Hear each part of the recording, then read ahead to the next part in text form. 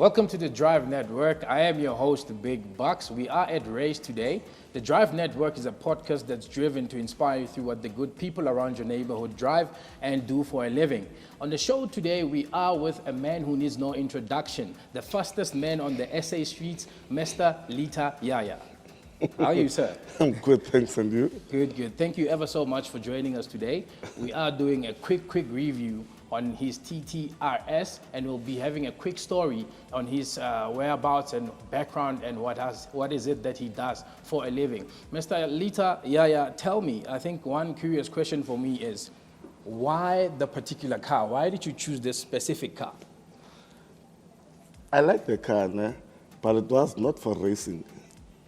I did have BMWs and other cars before, but this particular car, I bought it not to race with it, but I enjoyed how it looked at the time. So I drove it around, and I made a small modification. Jeez, it shocked me what it could do, actually. And then I come from the Eastern Cape.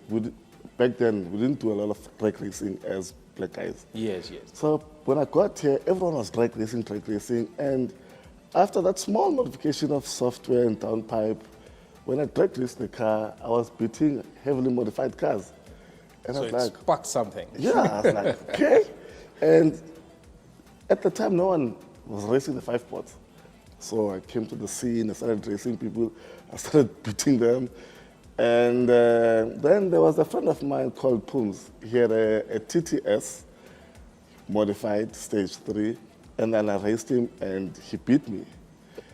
And then I went to this particular guy called Louis. Yeah. He owns Cutie Performance. I said, hey, there's a guy that just beat me. And he said to me, bring your car here.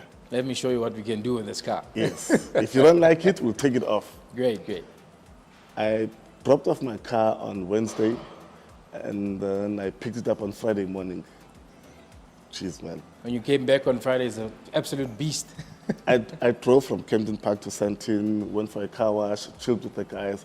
In the evening, I decided to track the car because my quarter mile at the time was only 11.7 on the track.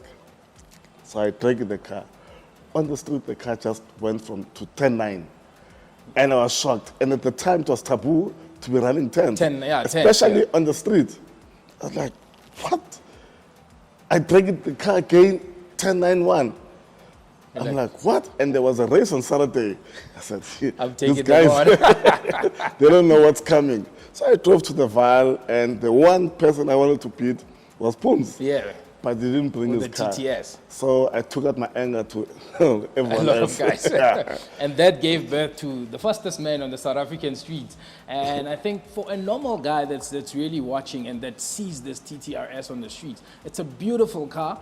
And I think for maybe a curious mind, because I grew up from the streets of Potchefstroom, Yeah. I've always been very curious. When I see a nice car driving around, I'm thinking, oh, what can I do as a young man to just position myself and really get there? But now I think for me, for the normal young man, for the young lady that's watching at home, I think the curiosity for them is more like, if I really want to own the TTRS one day, like Mr. Litha is owning this beautiful beast, what is it that I have to do in terms of my career, in terms of my business? What is it that you do? And I think besides being fast on the South African streets, that we know that you cannot take this man on. But what is it that you really do? Events. Events. You want to give me a bit of maybe just a high-level view of it? So when I was young, I don't know, I had a personality and got along with a lot of people. So decided, okay, why don't I just make money out of it? Yeah. And I started holding parties. But I started my parties very small, from house parties, from 20, 50 people. Then I went from 200 people, then started hosting for 200 people.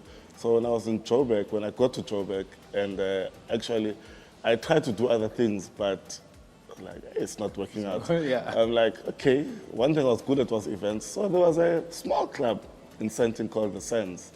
So when I got there, I asked them, how much do you guys make here a night? And they told me, I was like, oh, okay. What if I double the revenue? And they said, well, okay, we'll give you a better deal. And then I did my own deal there, and it was week after week.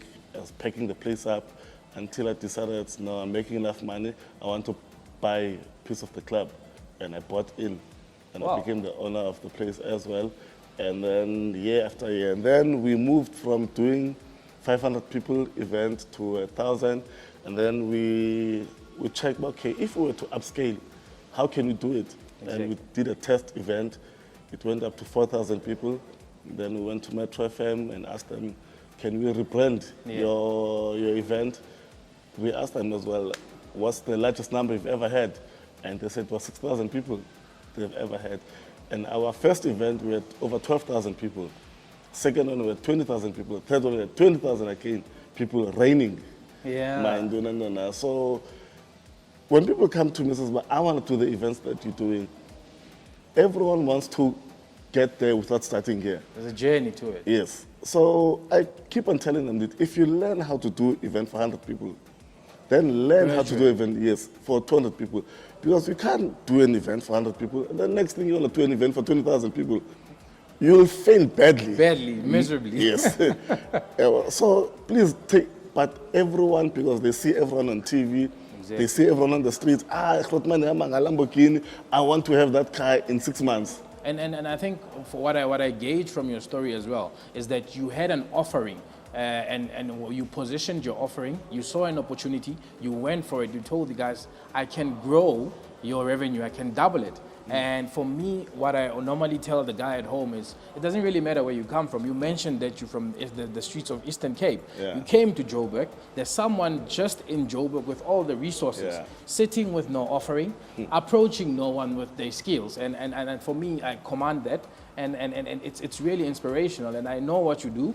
And I'm one of the guys personally that I'm inspired by my groot man on the side. And I think for me, that's really inspirational.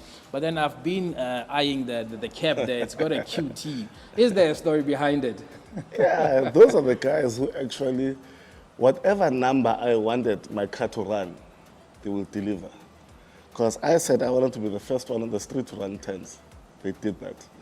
I said when everyone, then it was even worse, it was taboo for cars to be running 9 seconds on the street. And I said, brother, what can we do?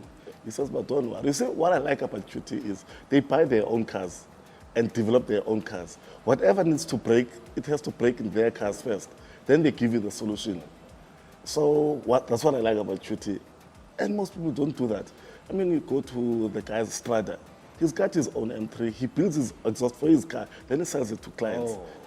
So QT does the same thing. They build their own solutions and then they sell it to clients. I mean, yes, I was the first one to run lines on the street, full trim, everything consistently. And then I went out to take on guys with bikes and guys with supercars. Trust me, I've seen it happen. Then ask guys for head starts on even on modded cars, and took on TTRSs and everyone else who thought their cars were fast. Oh, wow, man. That's one crazy thing, because I've recently sold my M140 as a small boy, but then you need to go to Audi, man. If you want to be fast, you can't go to BMW. BMW, there goes one of your biggest supporters. I'm told that I need to go to Audi. I will be taking some inspiration from this, and I'll start looking for an Audi, because I also do want to run some crazy 9.1s in the streets. You need an Audi, not BMW. You see, with BMW, they make you feel as if they borrowed you their car. You bought the car. It's yours. But they treat you like, listen, don't do this, don't do that, in the car that you paid for.